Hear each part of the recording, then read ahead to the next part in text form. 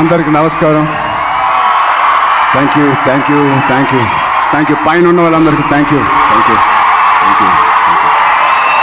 ముందుగా నాన్నగారు చిరంజీవి గారికి,